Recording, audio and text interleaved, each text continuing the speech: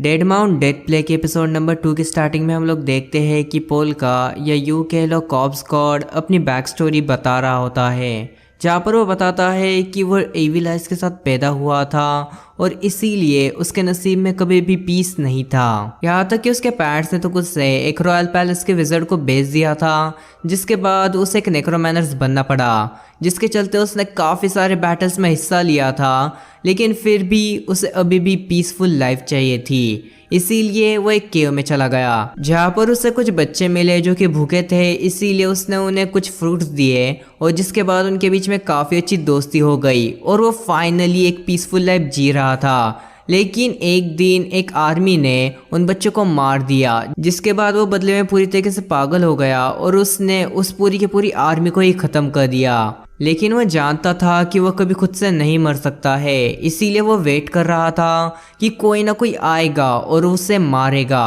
और फाइनली एक दिन शेगरुआ आया जिसने कि उससे मार दिया और उसका रीइंकार्नेशन मैजिक भी सक्सेसफुल हो गया था। अब हमें इस वर्ल्ड का सीन दिखाया जाता है जहाँ पर मिसाकी मर चुकी है और पोल का उसके सामने खड़ा हुआ है और वो हैरान है कि आखिरकार मिसाकी इतनी इजीली कैसे मर सकती है, क्योंकि उसके वर्ल्ड में तो ऐसा नहीं होता है। और अब पोल का सोच में पड़ गया कि कहीं उसके इस हरकत के चलते उसके इस वर्ल्ड के पीसफुल लाइफ के सपने पर कोई असर न गिर जाए। और ये सारी चीजें ड्रोन की हेल्प से वो लड़का देख रहा था। अब वो लड़का घबरा जाता है और तुरंत क्लैरिसा नाम की एक लड़की को कॉल करता है। अब इसके बाद हमें मिसाकी का पास दिखाया जाता है, जहाँ पर वो अपनी फैमिली के साथ बहुत अच्छा टाइम बिता रही थी। लेकिन अचानक से एक दिन एक आदमी ने उसकी पूरी की पूरी फैमिली को मार दिया, जिसके बाद वो पूरी तरीके से टूट गई और उसने ये काम शुरू कर दिया।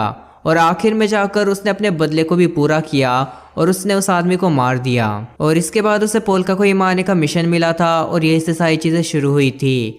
अब तभी मिकासा को होश आ जाता है और वो देखती है कि वो अभी भी जिंदा है। वो देखकर हैरान होती है कि आखिरकार ऐसा कैसे हो सकता है, क्योंकि वह तो मर चुकी थी। और वो इस सिचुएशन के बारे में पोल्का से पूछती है कि आखिरकार मैं तो मर चुकी थी, तो आखिरकार मैं फिर से एक बार जिंदा कैसे हो गई।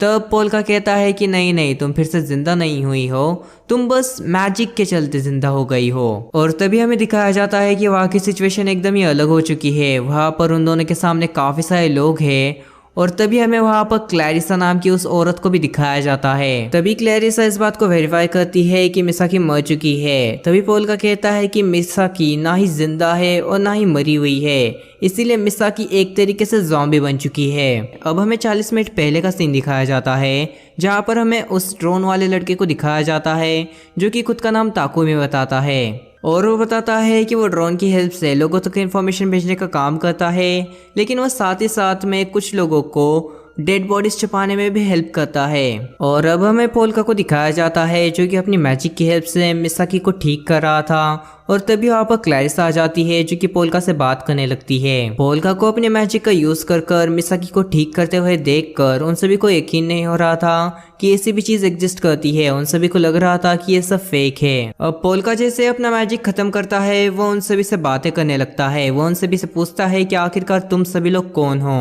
क्लैरिसा पोल्का को जवाब देती है कि वो मिसाकी के फ्रेंड्स है और वो यहाँ पर मिसाकी की मौत का बदला लेने आए हैं। तभी पोल्का कहता है कि मिसाकी अभी ठीक है और वो जल्दी ही होश में आ जाएगी, हमें यहाँ पर बस रिजरेक्शन मैजिक का यूज करना था। ये सारी चीजें सुनकर वो सभी लोग हैरान होते हैं कि मैजिक जैसी चीज एग्जिस्ट भी करती है। ये सुनकर पोल्का उन सभी से पूछता है कि क्या इस कंट्री में या फिर बाहर की किसी भी कंट्री में कोई भी मैजिक यूज नहीं कर सकता है। जिस पर क्लैरिसा जवाब देती है कि नहीं, वो सब फेक होते हैं और वो सब लोगों को बस बेवकूफ़ बनाते हैं और तुम भी हमें बेवकूफ़ नहीं बना पाओगे। इतना सुनते ही पोल्का अपनी ईविल आइज को एक्टिवेट कर लेता है और वो एक बड़े से स्केलेटन हैंड से एक आदमी को पकड़ लेता है।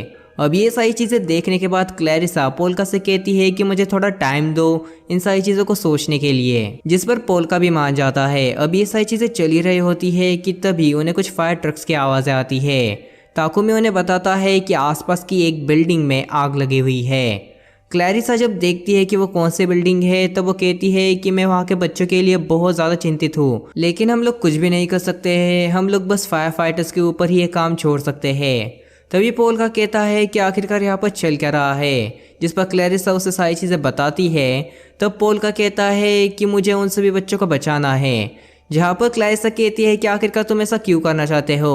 तब पोल्का कहता है कि मैं पहले कई बार आग में जल चुका हूँ और मुझे पता है कि वो बहुत ज़्यादा पेनफुल एक्सपीरियंस होता है, जिस पर क्लैरिसा भी मान जाती है। और क्योंकि पोल्का को उस जगह के बारे में नहीं पता था, इसीलिए क्लैरिसा ताकुमी से कहती है कि तुम अपनी ड्रोन की हेल्प से पोल्का को उस लोकेशन पे लेकर जाओ। अब पोल्का तुरंत उस लोकेशन की ओर निकल पड़ता है और वो अपने मैजिक की हेल्प से एक स्केलेटन हैंड से जल्दी जल्दी वहां पर पहुंच रहा था। पोल्का उस लोकेशन पे पहुंच जाता है और वो अपनी ईविल आइज से देखता है कि अभी भी वहां पर वो बच्चे मौजूद है, इसीलिए वो तुरंत अपने स्केलेटल हैंड की हेल्प से खुद को उस बिल्डिंग की ओर फेंक देता है। और बिल्डिंग में घुसते ही पोल्का को उन बच्चों के पेरेंट्स की सोल दिखती है और पोल्का उन बच्चों के पेरेंट्स से हेल्प मांगता है। वो उन बच्चों के पेरेंट्स के लिए कुछ स्केलेटन्स तैयार करता है जिनमें कि उनकी सोल चली जाती है और वो पोल्का की हेल्प से अपने बच्चों को बचा लेते हैं। पोल्का भी वहां से सक्सेसफुली भागने में कामयाब हो जाता है, जिससे कि वो किसी और की नज़र में ना आ पाए। अब ये सारी चीज़ें देखकर ताकुमी सोच में पड़ जाता है कि आखिरकार ये पर्सन है कौन।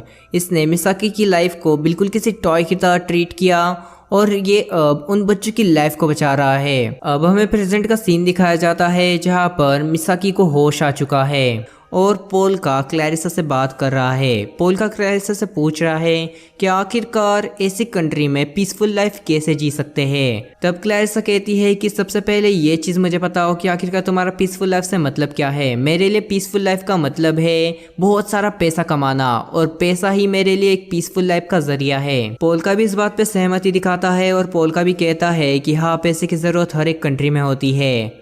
अब क्लैरिसा पोल्का से पूछते हैं कि आखिरकार तुम्हारी विश क्या है। तब पोल्का बताता है कि यहाँ पर मैं ही हूँ जो कि स्पिरिट्स का यूज़ कर सकता है, इसीलिए अब मैं चाहता हूँ कि मैं इन्हीं स्पिरिट्स की हेल्प से यहाँ पर बहुत सारा पैसा कमाऊँ, जिससे कि मैं एक पीसफुल लाइफ जी सकूँ। तभी क्लैरिसा कहती है कि तो इस बात पर मुझे तुम्हारी हेल्प करने दो, तुम हमें ज्वाइन कर सकते हो जिससे कि तुम बहुत सारा पैसा कमा सको। और वो पोल्का से कहती है कि अगर तुम्हें इस जगह को और अच्छे से जानना है तो तुम्हें मिसाकी और ताकुमी की ज़रूरत पड़ेगी। और यहीं पर हमारा ये एपिसोड एंड हो जाता है। अब अगर मैंने थर्ड एपिसोड डाल दिया है तो तुम्हें एंड स्क्रीन पे मिल जाएगा।